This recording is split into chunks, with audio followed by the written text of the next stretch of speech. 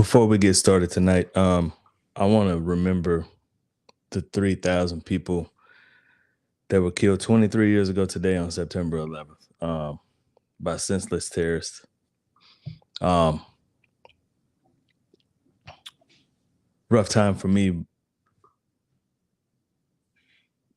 Not necessarily a rough time for me. It was just a time that I'll never forget. I was in boot camp at the time, and it was a life-changing experience. I knew things would be different from then on. So all the people that sacrificed their lives will never forget you. Here we go! Yeah, here we go! Wait, take Cowboy Spit. Throws back of the end zone. There's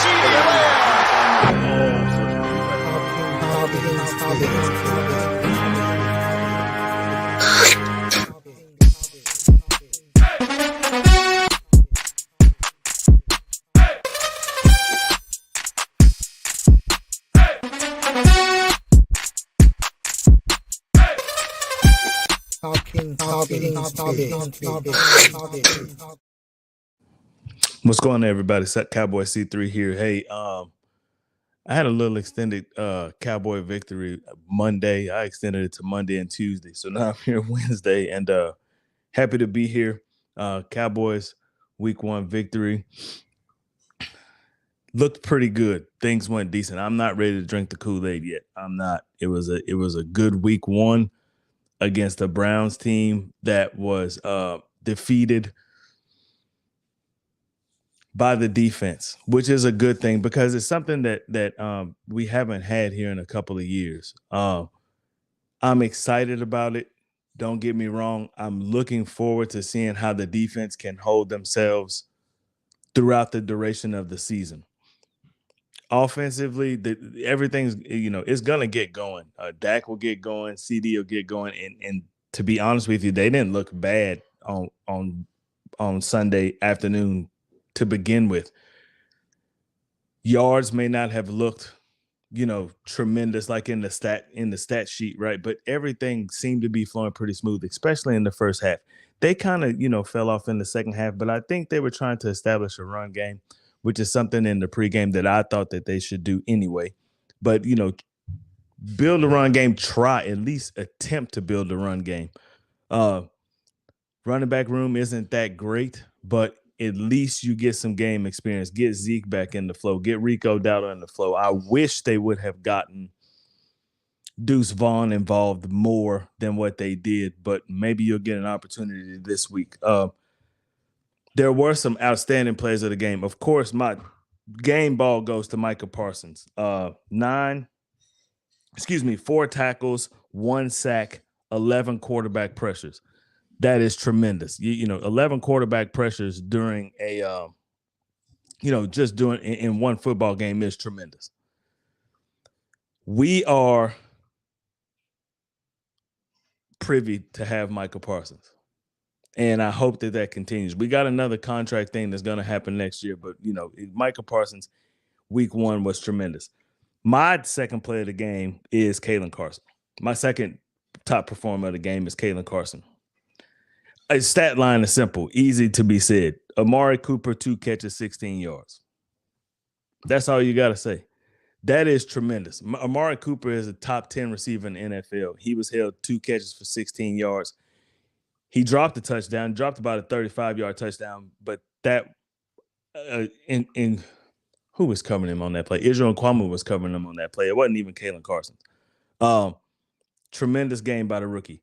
He took some bad angles on some passes, though, but that's some stuff that'll be cleaned up just with experience. That's his first game. I know he was rushing on that first drive. He jumped a route, and the pass was incomplete, but he jumped it. He thought he had a pick on it. He barely missed it. He went too far forward, just took a bad angle on it. He's got to watch his angles, but tremendous game.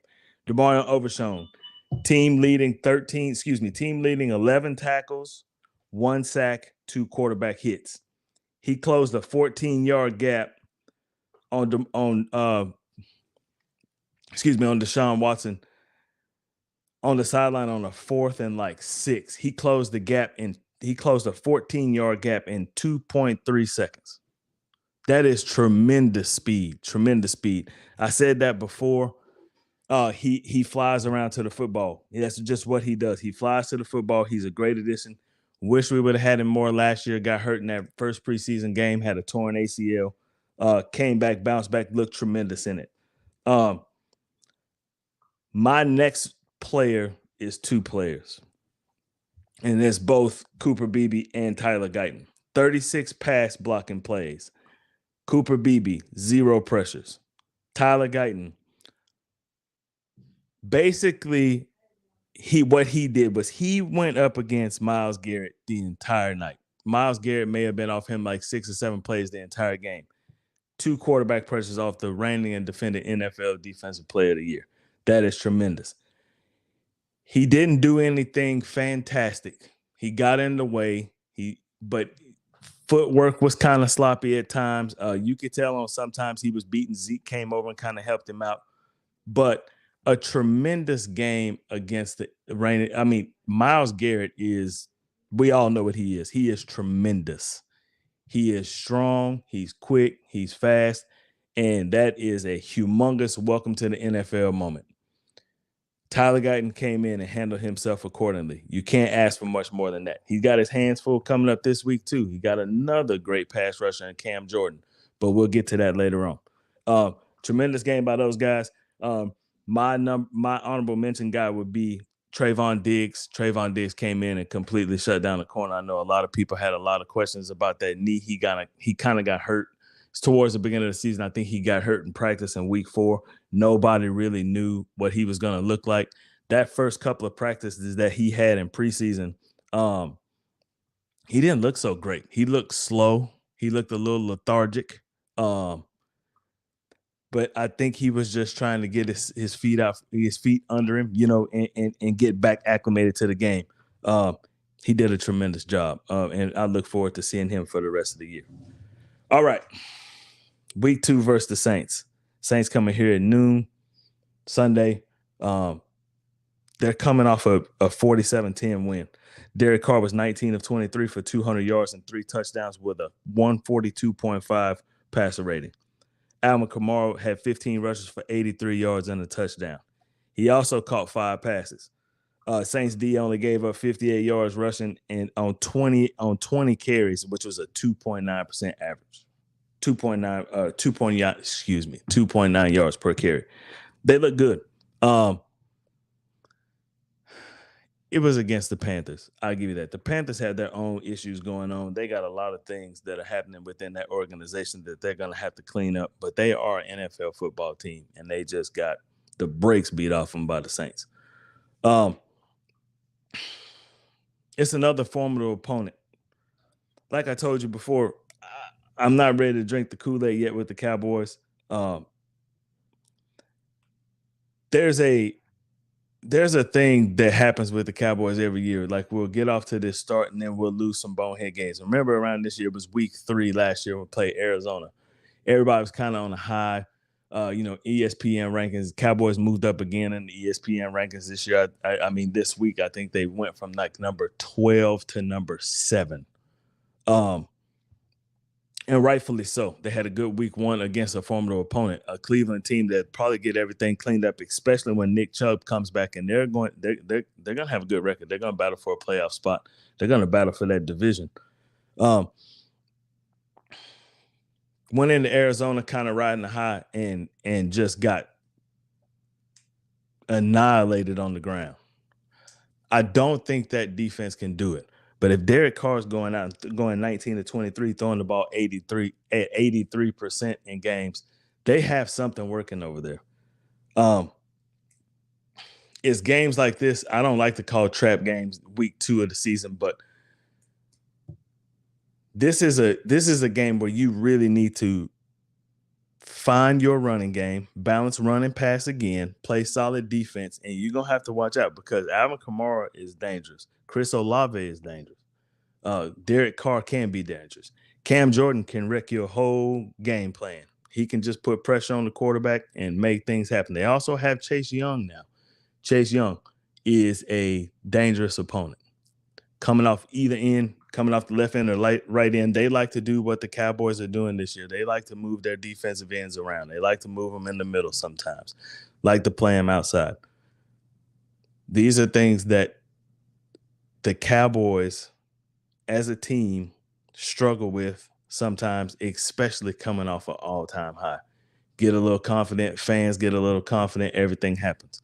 This year, I'm guilty of it too. I get high, but this year I have made a pact to myself that I'm going to ride an even playing field till we get to January. That's what I'm going to do. I'm riding this thing to January, even playing field. I'm going to stay even keeled throughout the whole season. Sustained superior performance. That's what I'm looking for this year.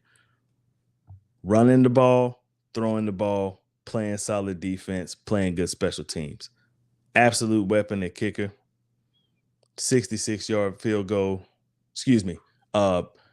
Attempted a 66-yard field goal, got called back for a delay of game penalty. We talked about that in the last episode. Got to get this clock management stuff. This is another thing that needs to happen. We need to start practicing this. We need to start practicing this chess early. Start practicing it this week. Get ready for January.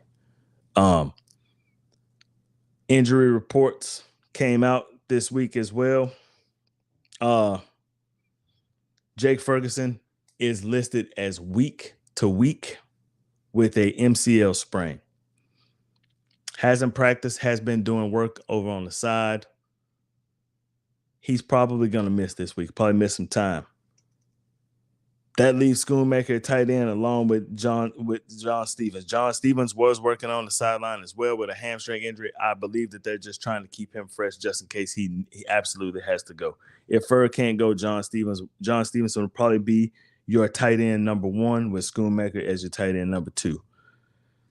Eric Kendricks, Brandon Cooks, DeMarcus Lawrence, and Zach Martin were all held out for rest. Get him some rest, get him acclimated. I don't know if you guys recall, Brandon Cooks came out of the game and went into the locker room during week 1, I think in the third quarter. Ended up only being he was dehydrated. First game of the season, probably didn't hydrate enough, went in, got an IV, came back, everything was fine. Marshawn Nealon was also limited in practice today. Actually, he was held out of practice today just for a minor calf strain. Just trying to get some rest, get him back, get his body ready for Sunday. Speaking of Sunday, Saturday, this is what we'll do. I will do my prediction. I'll do my breakdown, keys to victory. We'll do all that on Saturday during the extended show. I think that the Cowboys will come into this game with a business-like mindset. They're going to have to. This is going to be my bit for the night. They'll come in with a business-like mindset.